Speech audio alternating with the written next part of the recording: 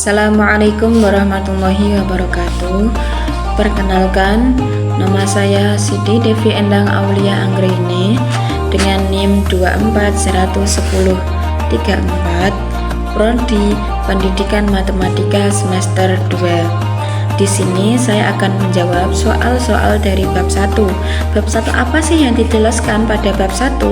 Yaitu Islam di masa Rasulullah, sahabat dan para tabi'in. Di sini saya akan menjawab pertanyaan atau soal nomor 4 dan nomor 5. Soal nomor 4 yaitu jelaskan bagaimana awal umat Islam terpisah menjadi beberapa sekte. Islam terpecah menjadi beberapa sekte sebab pada saat Rasulullah muncul beberapa bibit-bibit pemikiran yang menyimpang. Namun, bibit-bibit tersebut tidak dapat berkembang sebab Rasulullah SAW berada di tengah-tengah para sahabat, menjelaskan bahwa pemikiran-pemikiran tersebut itu salah. Isyarat Rasulullah SAW tentang perpecahan umat Islam sempat ninggalannya. Meskipun pada periode Rasulullah SAW konflik umat Islam dapat dengan mudah teratasi, namun di dalam beberapa sabdanya Rasulullah SAW mewanti-wanti umat Islam bahwa kelak umat Islam akan terpecah belah menjadi beberapa golongan. Rasulullah SAW mengabarkan bahwa kelak sepeninggalannya umat Islam akan terpecah menjadi beberapa sekte yang kesemuanya akan masuk neraka kecuali ada satu sekte yang masuk surga. Perpecahan ini bukan hanya dialami oleh umat Islam saja, akan tetapi juga dialami oleh umat-umat terdahulu. Imam Tirmidzi meriwayatkan an Abi Hurairah an Rasulullah sallallahu alaihi wasallam qala tafarraqatil yahudu 'alal ihda wa sab'ina aw ithnatayn wa sab'ina firqah wan nasara mithla dzalik wa taftariqu ummati 'ala thalathin wa sab'ina firqah. Dari Abu Hurairah radhiyallahu an bahwasanya Rasulullah sallallahu alaihi wasallam bersabda, umat Yahudi akan terpecah menjadi 71 atau 72 golongan. Begitu pula umat Nasrani, dan umatku akan terpecah menjadi 73 golongan. Hadis riwayat Tirmidzi. Dan banyaknya sekte-sekte umat Islam, Rasulullah SAW memberikan ciri-ciri umat Islam yang selamat. Ciri-ciri tersebut adalah A. Golongan mayoritas. Golongan mayoritas.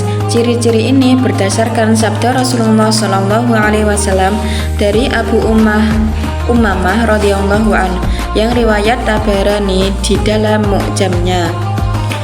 B. Golongan yang sesuai dengan ajaran Nabi SAW dan para sahabat. Ciri-ciri ini berdasarkan sabda Rasulullah SAW dari Abdullah bin Amr radhiyallahu an yang diriwayatkan Imam Hakim dan dalam Mustadraknya.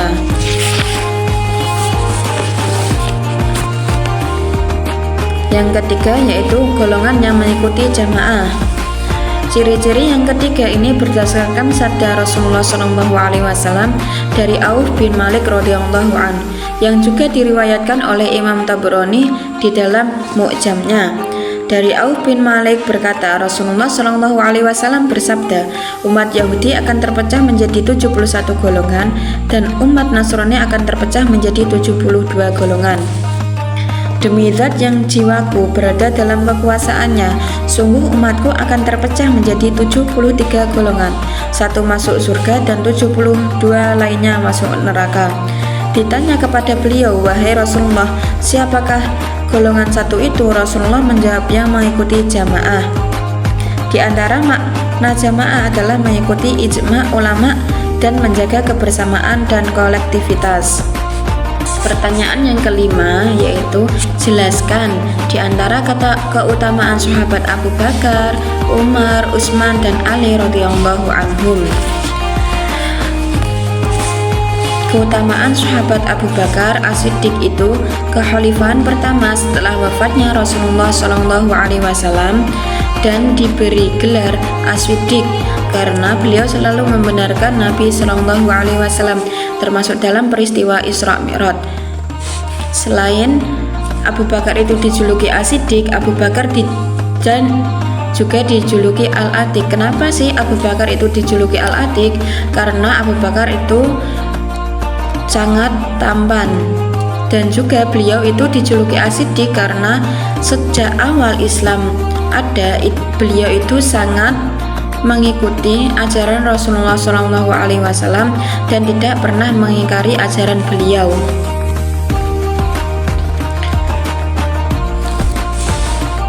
Dan juga diterangkan bahwa beliau itu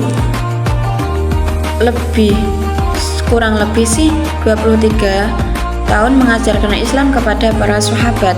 Pada tanggal 12 Rabiul Awal 11 Hijriah atau 8 Juni 632 Masehi beliau itu wafat. Dan juga keutamaan Umar bin Khattab menjadi khalifah kedua setelah Abu Bakar dijuluki Umar Al-Faruq. Kenapa sih Umar bin Khattab itu dijuluki Al-Faruq? Karena dapat membedakan antara kebenaran dan kebatilan, dan beliau dikenal dengan keberanian dan ketegasan dalam menegakkan Islam. Maksud di sini kebenaran dan kebatilan, beliau itu bisa mengajarkan kepada umat-umatnya dengan berbagai contoh kebenaran.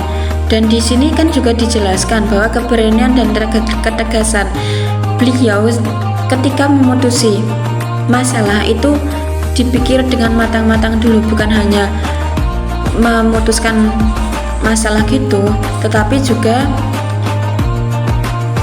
diputusi dengan ketegasan. Terus di sini yang ketiga yaitu keutamaan Utsman bin Affan menjadi khalifah ketiga yang dikenal dengan kelembutan dan kesabarannya, dan juga dikenal sebagai orang yang sangat dermawan yang diberi gelar Dzunurain, pemilik dua cahaya, sebab menikahi dua putri Nabi Shallallahu Alaihi Wasallam. Dan di sini Utsman bin Affan itu yang menulis ulang Al-Quran ke dalam satu mushaf. Kodifikasi Al-Quran sebenarnya sudah dimulai pada era Abu Bakar As-Siddiq. Namun mushaf yang ditulis pada era Abu Bakar menghimpun seluruh ayat dengan seluruh qiraat yang diajarkan oleh Rasulullah SAW, yang mana pada era Utsman perbedaan qiraat ini justru menjadi problem, hampir terjadi pertumpahan darah. Maka Utsman bin Affan membuat kebijakan untuk menyeragamkan tulisan Al-Quran yang kita kenal dengan Ras Utsmani.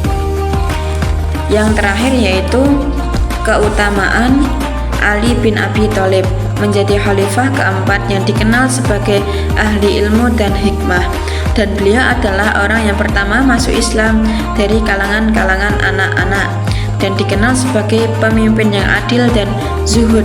Beliau juga sepupu dari menantu Nabi Muhammad SAW.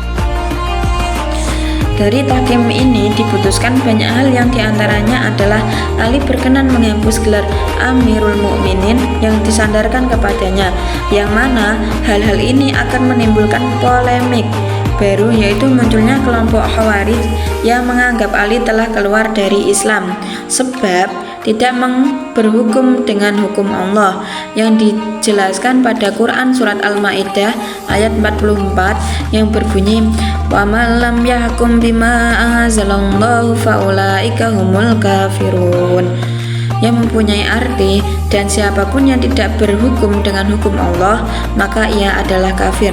Menurut Khawarij tidak ada satupun nas Al-Quran yang menjelaskan tentang kebolehan bertahkim dalam peperangan. Dari peperangan intern umat Islam ini timbul beberapa sekte keislaman seperti Syiah dan Khawarij dan aliran-aliran lainnya.